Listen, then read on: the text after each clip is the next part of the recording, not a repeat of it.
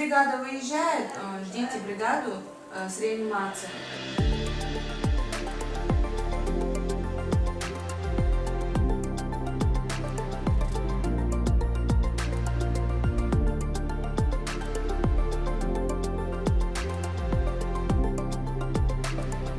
Для того, чтобы понять, что такое первая помощь, мы должны знать, что это такое.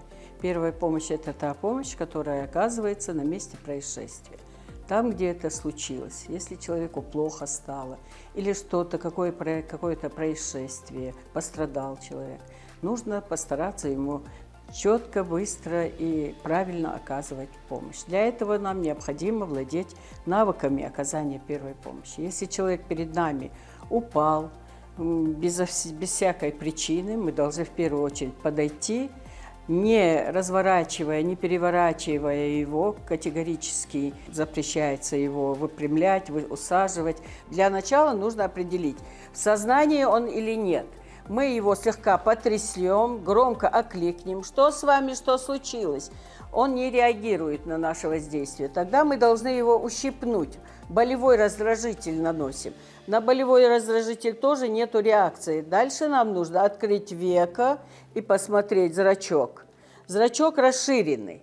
Значит, наш человек находится без сознания. Дальше мы быстро должны определить дыхание и пульс. Дыхание и пульс мы определяем одновременно. То есть нужно быстро, тогда мы только его разворачиваем, ровно укладываем, расстегнули стесняющую одежду обязательно, определяем дыхание и пульс. Дыхание мы определяем по 3 признакам, то есть это вижу, слышу, ощущаю. Вижу что? Как мы дышим? Грудная клетка должна курсировать. Слышу шум дыхания и ощущаю тепло воздуха. Пульс мы определяем только на сонных артериях. Вот 2 сонные артерии, прикладываем 3-4 пальца, потому что какой-то палец, хоть слабый пульс, должен определить. Приложили, поднесли ухо, щеку к рту, глазами следим за грудной клеткой и считаем до 10. 1, 2, 3, 4, 5, 6, 7, 8, 9, 10.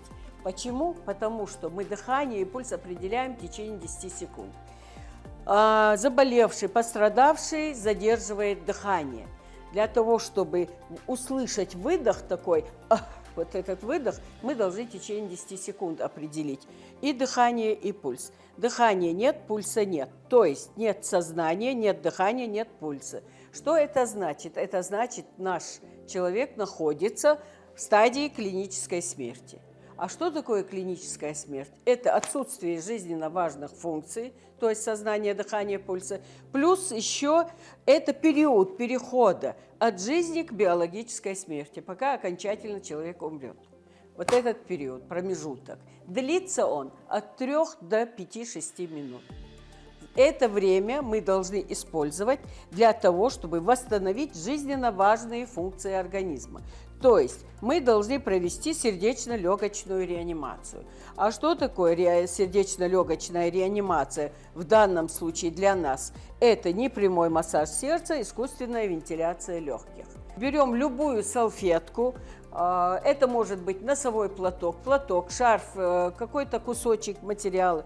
Или же, если есть рядом водители, кто-то, у них есть обязательно аптечки, попросить у них бинт, салфетку, что под рукой есть, замотать 2 пальца, повернуть голову на бок и очистить ротовую полость от содержимого. Очищаем, выгребаем изо рта все, что во рту есть. А что во рту есть? Во рту слизь, мокрота, рвотные массы, жвачка, конфета, хлеб, кусочек, сломанные зубы, все что угодно, съемная челюсть. Это все надо извлечь для того, чтобы освободить проходимость дыхательных путей. Дальше мы сразу его голову выпрямляем и проводим сердечно-легочную реанимацию. Для этого обязательно тоже мы расстегиваем и пояс, если есть. Дальше мы должны сразу же уложить нашего пострадавшего или заболевшего на твердое место. Это обязательное условие оказания первой помощи, это твердое место. Уложили на землю, на пол, на асфальт, где что это случилось.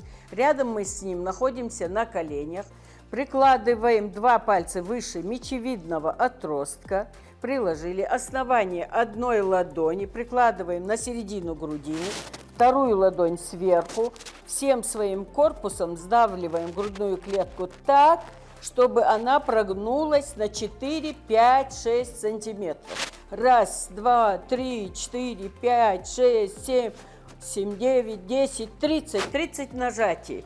Сразу же также нужно накрыть, не забыть обязательно накрыть нос и рот салфеткой, чтобы у нас не было прямого контакта с пострадавшим, исключить фактор риска для своей жизни, здоровья и жизни, потому что мы не знаем, какая инфекция у пострадавшего.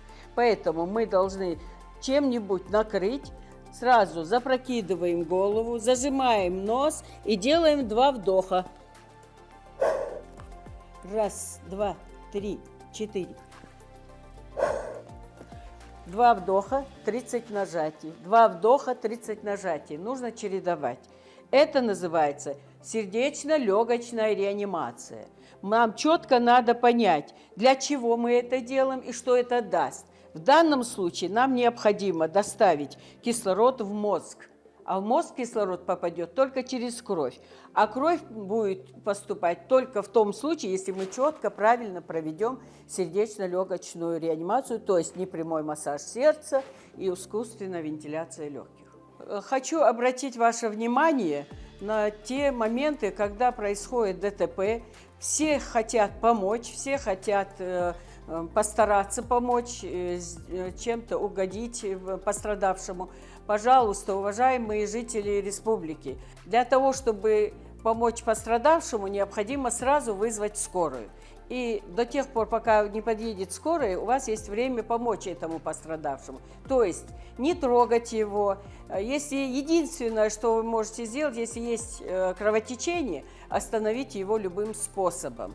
Какой хотите, сдавливайте рану, хотите, передвижите, хотите, придавите и держите. Вы поможете этим. Есть правило золотого часа для скорой. С момента поступления сигнала скорая в любое место доедет за 12 минут. Бригада скорой помощи поможет. Всем вам здоровья!